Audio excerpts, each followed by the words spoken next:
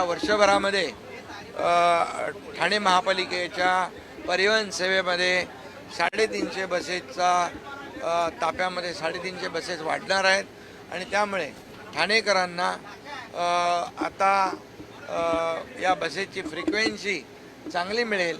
त्यामुळे ठाणेकरांना मोठा दिलासा या प्रवासामध्ये मिळाल्याशिवाय राहणार नाही आणि म्हणून मी ठाणेकरांना देखील शुभेच्छा देतो.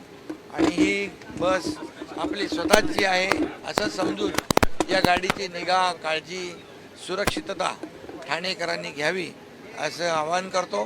पुन्हा एकदा महाराष्ट्र दिन आणि कामगार दिनाच्या खूप खूप शुभेच्छा.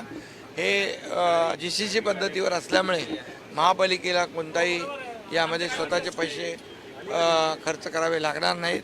हे वैशिष्ट्य आहे. भाई, ज्याप्रमाणे प्रवाशांची संख्या वाढते किंवा ठाणेकर नागरिकांची संख्या वाढते त्याप्रमाणेच ठाणेकरांना तर दिलासा मिळणारच आहे. मात्र ठाण्यातली पर्यटन असेल म्हणजे गायमुख चौपाटी असेल, त्याचप्रमाणे शिळफाट्याची इकडची चौपाटी असेल, या ठिकाणी देखील लोक मोठ्या प्रमाणात फिरायला जाण्याची शक्यता आहे. मग चौपाटी पण आपण विकसित केलेली आहे आणि ज्या ज्या ठिकाणी आवश्यकता आहे त्या ठिकाणी या डबल डेकर बसेस जिथे रुंद रस्ते आहेत हे डबल डेकरला जे आवश्यक आहे त्याप्रमाणे त्या रूटवर या डबल डेकर बसेस चालतील आणि ठाणेकरांना एक वेगळा आगळा आनंद या डबल डेकर बसचा लुटता येईल आणि डबल कॅपॅसिटीने प्रवास करता येईल. भाई, सगळ्यात प्रदूषणाला आळा बसणार आहे.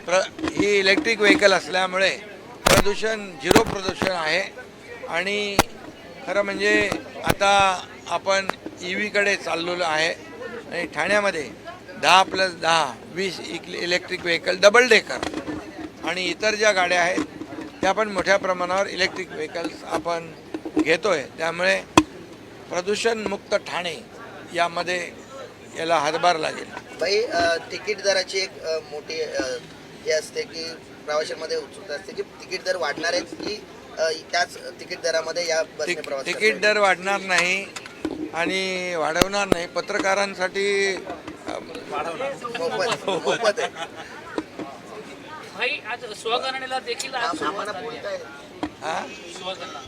स्वगणनेला पण सुरुवात झाली. त्याचा शुभारंभ मी करून आलोय.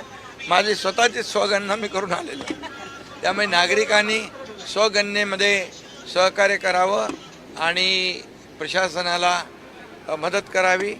स्वगणना ही अत्यंत आवश्यक आहे आणि त्यामुळे सगळ्यांनी सहकार्य करावं असं अपील करतो. चला, ओके.